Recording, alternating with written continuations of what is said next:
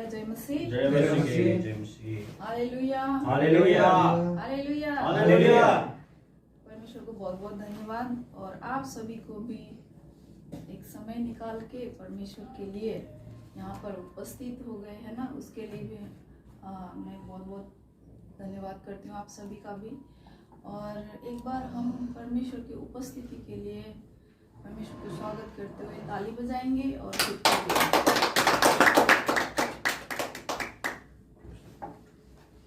मैं परमेश्वर का बहुत बहुत धन्यवाद करती हूँ।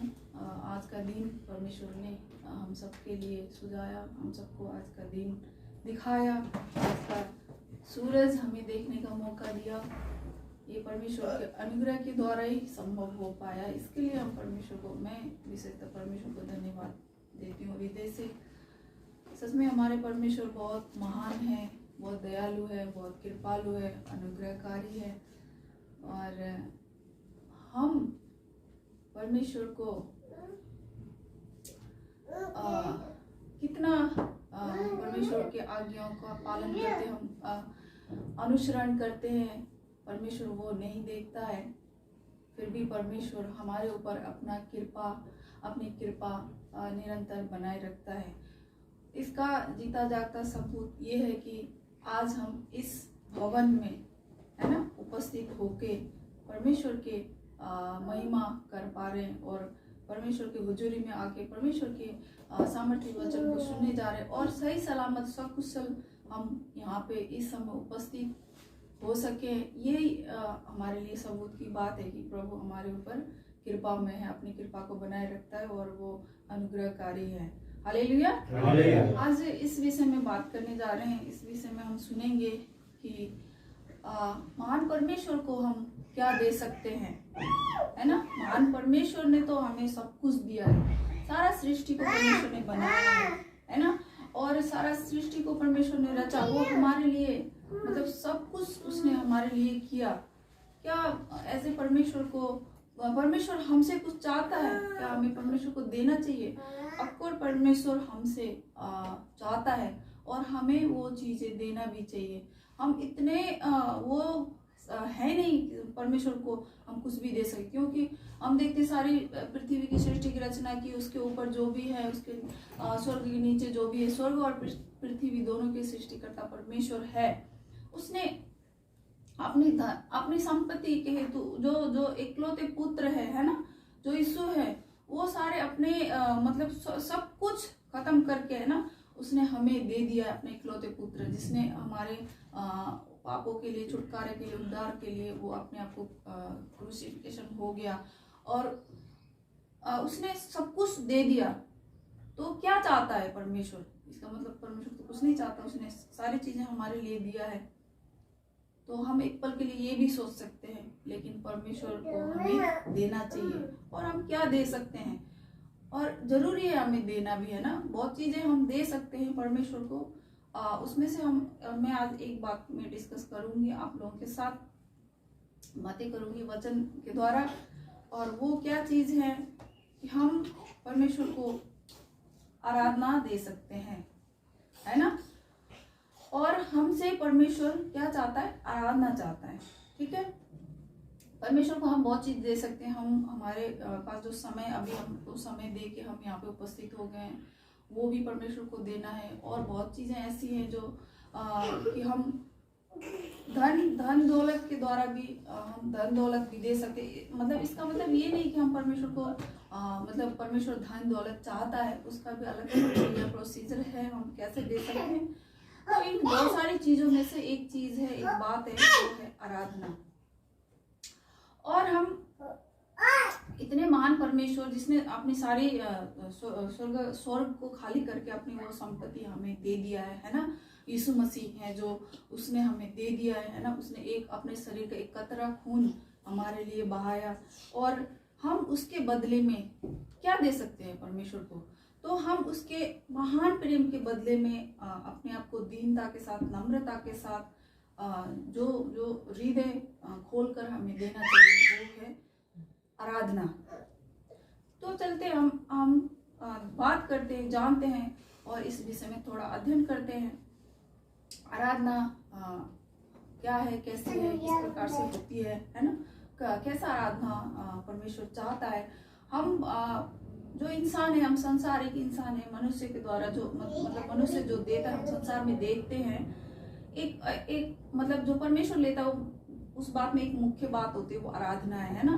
तो हम संसार के हिसाब से देखते हैं, संसार के लोग भी अपने जो मानते हैं, जो चाहते हैं उस ईश्वर, वो जो ईश्वर है उसको भी वो करते हैं। वो किस प्रकार से करते हैं, वो एक पूजा, आराधना वो चीज है, पूजा है। जैसे संसार के लोग इस प्रकार से करते हैं कि जो संसार में जो वस्तु है, धूप, नैवेद्य है ना, जो दिया बत्ती, दीपक, अगरबत्ती, इस प्रकार से जो खाने की चीजें होती है बहुत सारी, उस प्रकार से उस चीज को देकर चढ़ाकर वो अपने ईश्वर की आराधना करते हैं, पूजा करते हैं ना, उस प्रकार से पूजा करते हैं। तो एक प्रकार से हम समझ सकते हैं कि आराधना मतलब पूजा होता है, पूजा रूपी आराधना, परमेश्वर की पूजा करना। लेकिन हमारे महान परमेश्वर जो सारी सृष्टि के सृष्टिकर्ता रचयिता परमेश्वर है, वो इन चीजों को नहीं चाहता है जो संसार के लोग अपने आराध्य को देते हैं, अपने ईश्वर को देते हैं। इस प्रकार के फल, वस्तु, चीज है ना, धूप, वेदी, नैवेद्य, जो भी चीजें होती हैं वो परमेश्वर उस प्रकार की आराधना हमसे नहीं लेता है, जो खाद्य वस्तु है ना। पर जीवते परमेश्वर है ना, इन सारी चीजों से अपनी पूजा नहीं करवाते, नहीं चाहते हैं। पर वो कैसी आराधना, कैसी पूजा चाहते हैं, वो आत्मा और सच्चाई से आराधना है ना, आत्मा और सच्चाई से आराधना चाहते हैं। हालेलुया। और आराधना, स्तुति का मतलब जो होता है वो समर्पण भी होता है ना, समर्पण करना। समर्पण किस प्रकार का होता है? समर्पण जैसे कि मतलब समर्पण होता है ना, अपने आप को बिल्कुल खाली करके है ना, अपने जो भी हम इस कदर हम समर्पित होते हैं किसी के प्रति है ना, हम किसी को चाहते हैं, कोई भी होता है जो हम हमारे निकट होता है, नजदीक होता है, हम प्रेम करते हैं, तो बिल्कुल मतलब हम समर्पित हो जाते हैं ना, कि ये मतलब मेरा ही है, अपना ही है, मतलब बहुत मतलब होता है एकदम अंदर हृदय से। मैं मतलब अपनी बात बताना चाहती हूँ, बीच में माफ करना। जो हमारे साथ इंसिडेंट हुआ है ना, कि मेरे हस्बैंड के साथ जो इंसिडेंट हुआ, मैंने ना वो मतलब मैंने फील किया है ना, जैसे वो चीज सुनी मैंने, मेरे पति ऐसे वहां पे हो गए, फेंका, और किस प्रकार से वो लोटे थे, मतलब मैं ना वो खुद से फील कर पा रही थी कि उनको जो फील हो रहा था, मतलब मैं खुद फील कर रही थी। इस प्रकार से होता है कि जैसे हम किसी के लिए समर्पित होते हैं ना, कि उसका मतलब जो सब चीज होना होता है वो हम अपने ऊपर अंदर पाते हैं, तो हमारे साथ जो चीज होता है वो सामने वाला, इस प्रकार से हम मतलब कि एक समर्पण होता है ना। और जो हम आत्मा में दीन होके, एकदम निर्बल होके है ना, एकदम सच्चाई से और अपने आप को अर्पण करना है, आराधना। और अपने जो सृष्टिकर्ता परमेश्वर है उसके प्रति आदर है ना, आदर और सम्मान के भाव से और प्रेम से उसके सामने घुटने टेक कर सिर को झुकाना है ना। और ये क्या है? आराधना है। परमेश्वर इस प्रकार की आराधना हम मनुष्य से चाहते हैं। आराधना की बात करते करते हम क्या देख सकते हैं? आराधना मतलब किस प्रकार से, कैसी आराधना है, तो एक चित्रण हम पाते हैं, हम देखते हैं एक चरितार्थ आराधना की। हम वचन की तरफ जाते हैं। मत्ती का पुस्तक हम 2 का देखेंगे। यहाँ पे इस तरह से लिखा है, उन्होंने उस घर में पहुंचकर उस बालक को उसकी माता मरियम के साथ देखा और मुंह के बल गिरकर बालक को प्रणाम किया और अपना अपना थैला खोलकर उनको सोना और लोबान और गंधरस की भेंट चढ़ाई। हालेलुया। परमेश्वर को बहुत बहुत धन्यवाद। हम यहाँ वचन से क्या सीख सकते हैं?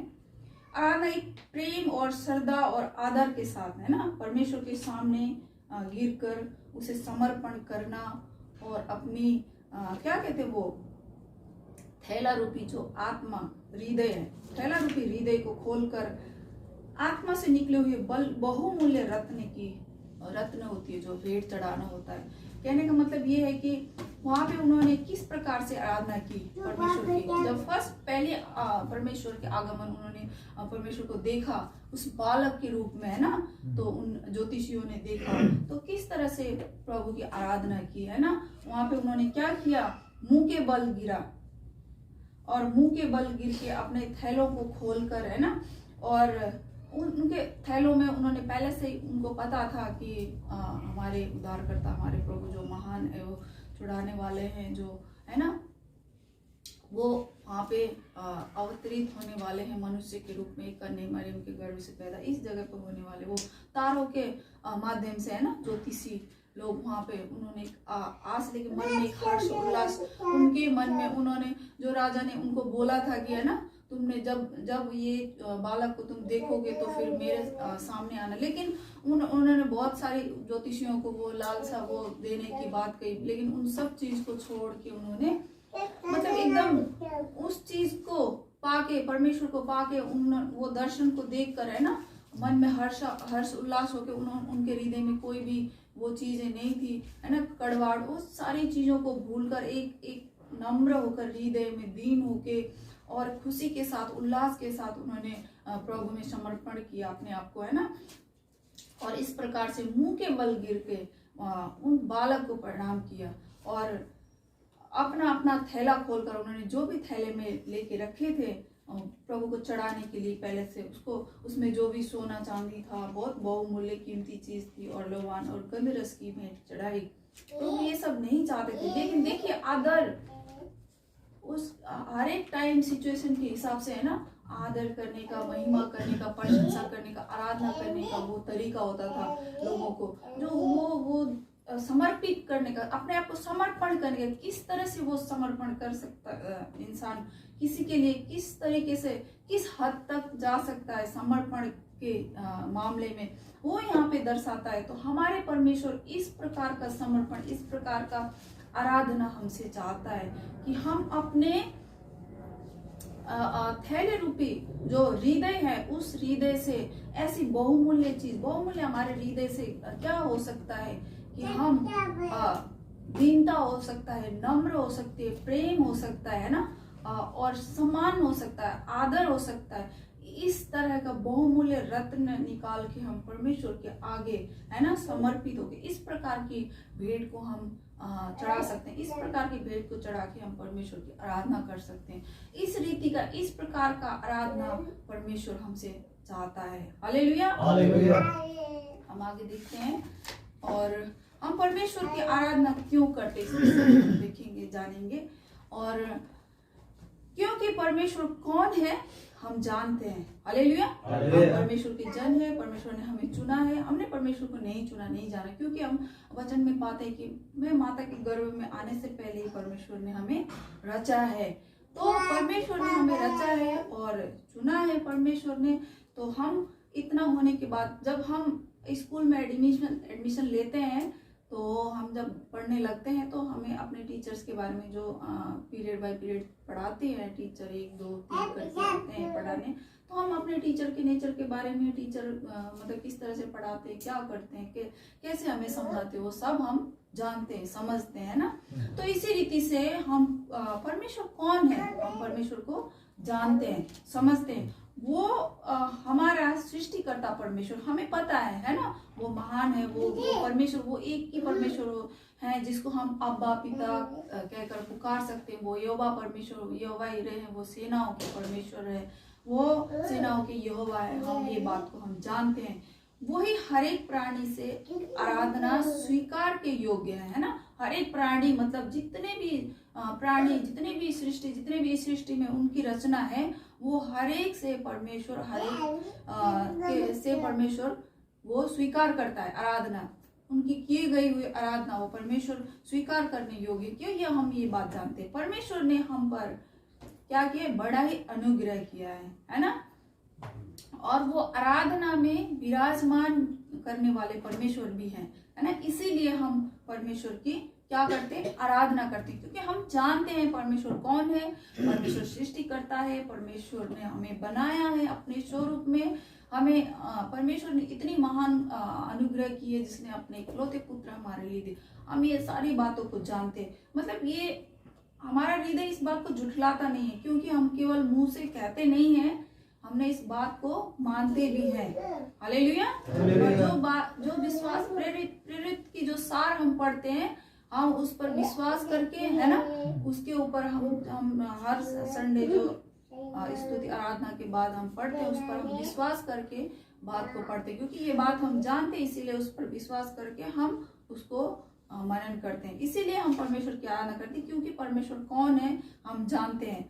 और आराधना कोई क्या है कि आराधना का मतलब ये होता है कि आराधना कोई विधि, जैसे कि प्रचलन होती है ना, एक रिवाज होता है, एक रीति होती है, इस प्रकार का मतलब आराधना कोई रीति नहीं है, कोई रिवाज नहीं है, कोई विधि नहीं है, कोई कार्यक्रम नहीं है।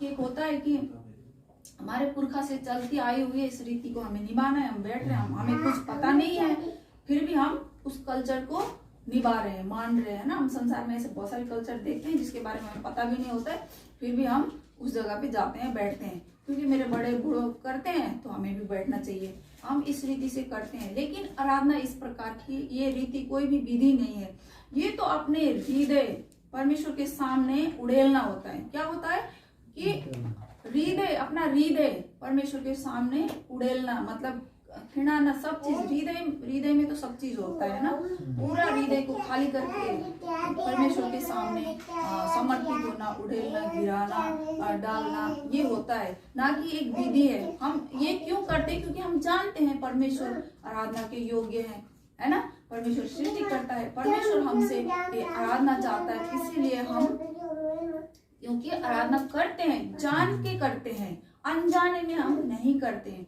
परमेश्वर हमसे ये चाहता है, परमेश्वर हमसे, मनुष्य से ही नहीं, हर एक प्राणी, हर जीव, परमेश्वर का वचन कहता है कि अगर मनुष्य परमेश्वर की आराधना स्तुति नहीं करते, वो पत्थरों से, है ना, वो ऊंट कटारों से, कंकड़ों से, पत्थर से, पेड़ों से वो आराधना लेगा, स्तुति लेगा, प्रशंसा लेगा, तो महिमा लेगा। कहने का मतलब ये है कि हर जितने भी सृष्टि में जितनी भी चीजें हैं, वस्तुएं हैं, उस सबसे, सबका आराधना परमेश्वर स्वीकार करता है, स्वीकार योग्य। इसीलिए हम मनुष्य मतलब जितने भी परमेश्वर को जानते हैं, वो लोग आराधना करते हैं। आराधना की विधि ना होके आराधना एक हृदय से निकलने वाली, है ना, वो बात है जो उड़ेलना होता है, समर्पण है, बलिदान है। हालेलुया।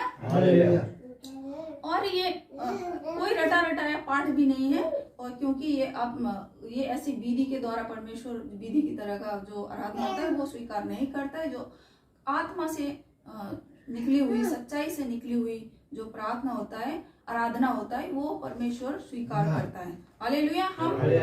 हम इसी विषय में हम देखेंगे आगे। यशायाह 29 का 13 पद पढ़ने जा रहे हैं।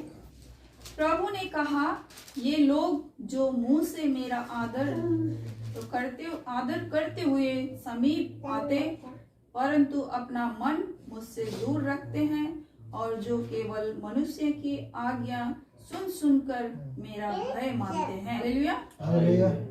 और इससे रिलेटेड वचन हम मत्ती के पुस्तक में भी देखते हैं, मत्ती 15 का 7 और 8 भी देखते हैं, और 8 और 9, और इसी रीति से मरकुस 7 का हम 6 और 7 में भी देखते हैं। इस कहने का मतलब क्या है? प्रभु ने कहा, ये लोग जो मुंह से मेरा आदर करते हुए समीप आते हैं, परंतु अपना मन मुझसे दूर रखते हैं, और जो केवल मनुष्य की आज्ञा सुनकर मनुष्य की आज्ञाओं को सुनकर मेरा भय मानते हैं। कहने का मतलब ये है कि जो मनुष्य है ना, आज के समय में या उस समय में जो परमेश्वर उन मनुष्य के बारे में बात कर रहे थे, ऐसे भविष्यवक्ता के द्वारा, जो एकदम परमेश्वर के महिमा रहित थे, है ना, और वो उनके आज्ञाओं से भटक गए थे, उनके जो व्यवस्था से भटक गए थे। तो परमेश्वर वो बात को बता रहे हैं कि आराधना है ना, वो केवल आराधना इस रीति से कर रहे हैं कि मनुष्य के भय के कारण, है ना, मनुष्य की आज्ञा सुनकर, मनुष्य ने ऐसा बना दिया था परमेश्वर की व्यवस्था और अपनी मतलब इच्छा की बात, है ना, अपनी बात और परमेश्वर की व्यवस्था को मिक्स करके जटिल मतलब बना दिया था, है ना, कि एकदम कठिन बना दिया था, जो मनुष्य उस भार को झेल ही नहीं पा रहा था, है ना। इस प्रकार से इस कारण वो जितने भी आते थे, है ना, आराधनालय में आते थे, परमेश्वर के भय के कारण नहीं आते थे, ठीक है, लेकिन मनुष्य के भय, जो मनुष्य की, और वो केवल मुंह से, तो है ना, प्रभु प्रभु कहते थे, ये लोग मुंह से मेरा आदर, केवल मुंह से ही आदर कर रहे थे, है ना, और समीप आते थे, परंतु अपना मन मुझसे, परमेश्वर से मन दूर। परमेश्वर का वचन हमें क्या कहता है कि आराधना किस प्रकार का होना चाहिए? आराधना सच्चाई से, है ना, हृदय से जो निकलती है, जो नम्रता में, दीन में, है ना, और प्रेम के साथ जो निकलता है, परमेश्वर के आगे झुकता है, परमेश्वर, केवल परमेश्वर का भय और आदर करता है, ना कि मनुष्य की बनाई हुई बातों की, ना कि मनुष्य की बनाई हुई नियमों की, है ना। लेकिन उस टाइम क्या कर रहे थे? वो परमेश्वर के समीप तो आते थे, प्रभु प्रभु तो करते थे, है ना, परमेश्वर स्तुति आराधना तो वो करते थे, लेकिन वो इस रीति से नहीं कर रहे थे जो परमेश्वर के लिए स्वीकार्य था, है ना, जो परमेश्वर चाहता था, है ना। इस तरह का आराधना वो नहीं कर रहे थे, और वो केवल मनुष्य के बनाए हुए रीति रिवाज, नियम में आधारित होकर, उस डर से, अगर मैं संडे को चर्च नहीं जाऊंगा तो मतलब मेरे ऊपर वो क्या लगेंगे, चार्ज लगेंगे, एब्सेंस का, इस तरह का होता है ना, जो मतलब हमें कुछ भुगतान करना पड़ेगा। इस तरह की रीति विधि जिस तरह से चर्च ने बनाया था, वहाँ के मतलब संगति ने, सभागार ने, गिरजाघर ने बनाया होगा, उस हिसाब से वो उनके डर के हिसाब से वहाँ आके आराधना करते थे, ना कि परमेश्वर के भय को लेके, ना कि परमेश्वर से प्रेम करके वो आत्मा और हृदय से, सच्चाई से करते थे, लेकिन मनुष्य की बात को मानकर वो मनुष्य के डर के लिए करते थे। इसीलिए हम मत्ती के पुस्तक में भी देखते हैं, जो परंपरा का मानना है, वहाँ पे भी यीशु मसीह ने यही बात कही है, और मरकुस में भी यही बात कही है कि वो मनुष्य आराधना इसलिए कर रहे हैं, वो परमेश्वर के आज्ञाओं का पालन करके, परमेश्वर के भय में रहकर, वो परमेश्वर को चाह के वो आराधना नहीं कर रहे थे, लेकिन मनुष्य के लिए जो स्वीकार्य है, जो मनुष्य को दिखाने के लिए ऐसे ऐसे कपड़े पहनते थे, सबात रहते थे, 7 दिन को पालन करते थे, वो आराधना लय में जाते थे और इस रीति से आराधना करते थे, और उस तरह का आराधना परमेश्वर नहीं चाहता था, और इसीलिए परमेश्वर ने भविष्यवक्ता के द्वारा ये बात कही, उजागर किया कि देखो, ये मनुष्य तो मेरे भय से और मुझसे प्रेम करके वो मेरी आराधना नहीं करे, एक प्रकार से वो मनुष्य की आराधना कर रहे हैं। हालेलुया। आज हमें भी वो बात ध्यान में रखना है और अपने आप को जांचना है, खंगालना है कि हम किस प्रकार से परमेश्वर की आराधना कर रहे हैं। आराधना संगीत की धुन से नहीं, हृदय से शुरू होती है। हालेलुया। आराधना पहले हृदय से निकलती है और संगीत को जोड़ती है। आराधना संगीत को जोड़ती है, ना कि संगीत आराधना को जोड़ता है। हालेलुया। हमें इस बात को जानना है। हमें आराधना संगीत के द्वारा भी हम करते हैं और वो भी जरूरी है। और हम आगे बहुत सी ऐसी चीजें देखते हैं, जो दाऊद एक सच्चा आराधक था, वो संगीत के द्वारा हमेशा आराधना करता था। और जिस आराधना को परमेश्वर चाहता है वो वे क्या है, कहाँ से निकलता है? हृदय से निकलता है। जो आराधना हृदय से ना निकले वो आराधना क्या होता है? परंपरा और एक रीति के समान होता है। हालेलुया। जो हमने आगे वचन में भी देखा, जो आराधना हमारे हृदय से ना निकलता नहीं है, वो एक दिखावे के लिए होता है, वो हम समर्पित नहीं है, हम परमेश्वर को समर्पण कर ही नहीं रहे हैं।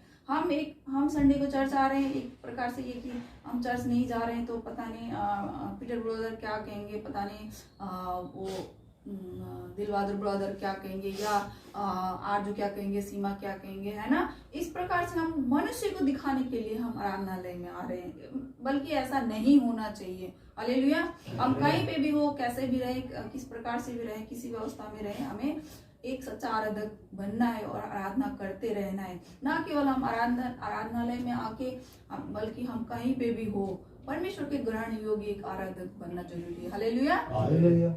आराधना में सर्वप्रथम परमेश्वर आराधक को चाहता है। किसको चाहता है? आराधना इंस्ट्रूमेंट को चाहता है? नहीं चाहता। आराधना हमारे रूप रंग को चाहता है? नहीं चाहता। आराधना हमारे कॉस्ट्यूम्स जो हम पहन रहे, पहनावा को चाहता? नहीं चाहता। वो किसी भी चीज को नहीं देखता, लेकिन वो आराधक को देखता है। हम इस संदर्भ में हम देखेंगे एक जगह, तो उत्पत्ति की पुस्तक में हम नूह के बारे में हम देखते हैं 6 में।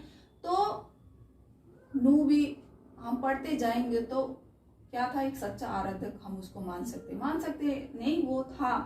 क्योंकि हम देखते हैं वहां पे कि नूह के टाइम में क्या था कि परमेश्वर ने देखा कि पृथ्वी एकदम परमेश्वर के हिसाब से नहीं चल रहा था, एकदम गड़बड़ी आ गई, वहां पे पाप होने लग गया है ना। वो वहां के लोग उस टाइम के लोग क्या करने लगे कि परमेश्वर की आराधना ना करके वो संसार की चीजों की आराधना करने लगे और वो अपने हिसाब से चलने लगे, है ना। वो अपनी मर्जी से जीवन जीने लगे, जैसे आज का समय भी हम देख सकते हैं। वो जो परमेश्वर की आराधना ना करके उन्होंने क्या करने लगे कि अपने हिसाब से चलने लगे। परमेश्वर ने ये देखा, है ना। तो देखते रह गए। तो एक इंसान को परमेश्वर ने पाया, वो कौन था? नूह था, जो परमेश्वर के साथ साथ चलता था, परमेश्वर की भय मानता था, परमेश्वर की आज्ञा में रह के वो काम करता था। तो परमेश्वर उसके जीवन में परमेश्वर ही पहला स्थान था। हालेलुया। और आज हमें भी इस तरह से परमेश्वर को पहला स्थान देना है, हमें भी ग्रहण योग्य आराधक बनना है। तो परमेश्वर ने आज्ञा दी नूह को, है ना। क्या किया कि तुम एक जहाज बनाओ और उस जहाज में, है ना, तुम लगाए, तुम्हारे फैमिली पूरे और जितने भी पशु पक्षी हम पढ़ते हैं वहां पे देखते हैं। तो उसने परमेश्वर की हम वहां पे देख सकते हैं कि उससे पहले नूह ने कभी कोई जहाज नहीं देखा था। हालेलुया। और उसने मतलब जैसे परमेश्वर ने उसको आज्ञा दिया, उसने आओ दिखाना ताओ परमेश्वर की आज्ञाओं को उसने एक्सेप्ट किया और उस काम को उसने स्टार्ट किया। लाखों मतलब हजारों सौ समय के बाद उसने लंबी समय के तय करके, मेहनत करके, कड़ी परिश्रम करके, है ना, उसने वो उस जहाज को, परमेश्वर ने उस स्ट्रक्चर, नक्शा दिया कि तुमने इस प्रकार उस जहाज को तैयार करो, है ना। तो परमेश्वर की आज्ञाओं को मान के जिस प्रकार से परमेश्वर ने उसको आज्ञा दिया, उसको कहा, उस हिसाब से उसने उस जहाज को बनाने में अपनी समय मेहनत खर्च की। उसने मतलब कुछ भी नहीं देखा, केवल परमेश्वर की आज्ञाओं में धुन लगाया, मन लगाया और वो काम करता गया और एक लास्ट उसने जहाज को तैयार किया। तैयार करने के बाद फिर उसने परमेश्वर के हिसाब से परमेश्वर ने कहा कि अब तुम इस जहाज में प्रवेश करो। हालेलुया। तो आराधना का मतलब ये भी होता है कि आज्ञा पालन करना।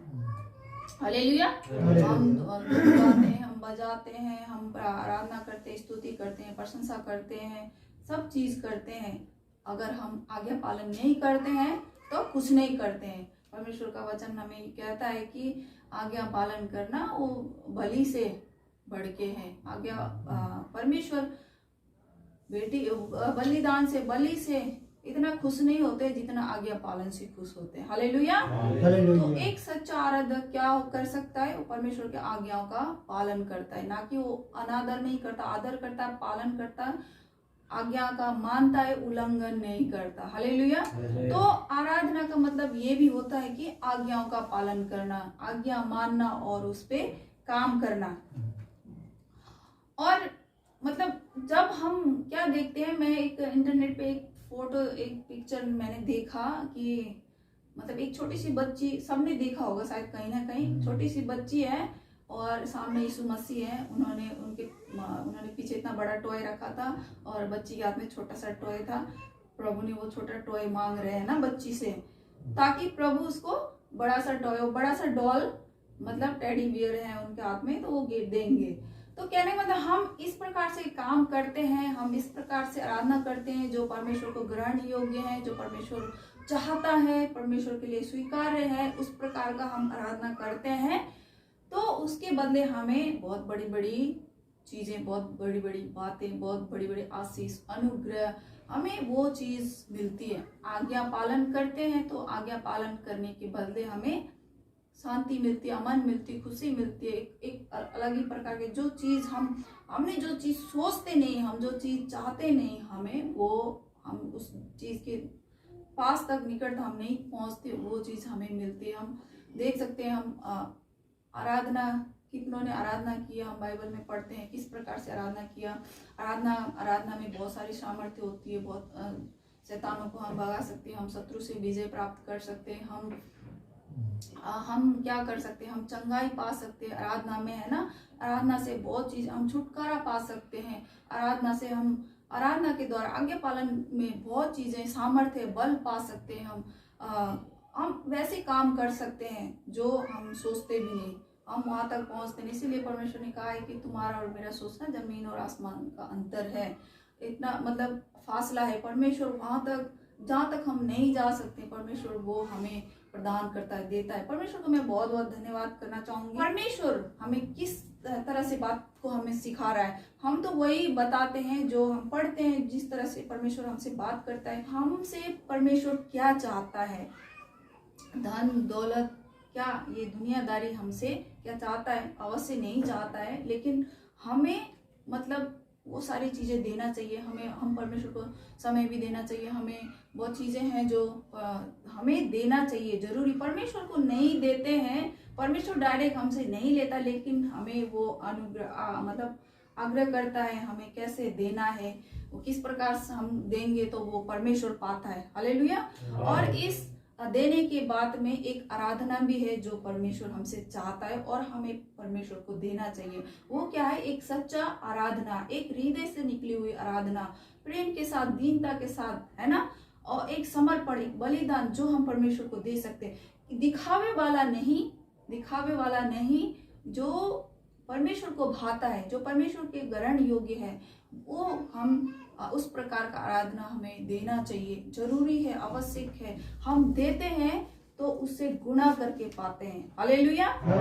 तो इसीलिए हमें देना बहुत जरूरी है और हम इस बात को समझे, मनन करें और परमेश्वर को देने में आगे रहे। हालेलुया। मैं परमेश्वर को बहुत बहुत धन्यवाद देना चाहूंगी और मैं आप लोगों को ये वचन अध्ययन करने के लिए कहूंगी बाद में आप घर जाके, कि ये आराधना जो यशायाह 29:13 मैंने पढ़ा और आगे बताया मैंने आपको, मत्ती 15 का और मरकुस 7 का भी वो देख लेना वचन क्या कह रहा है।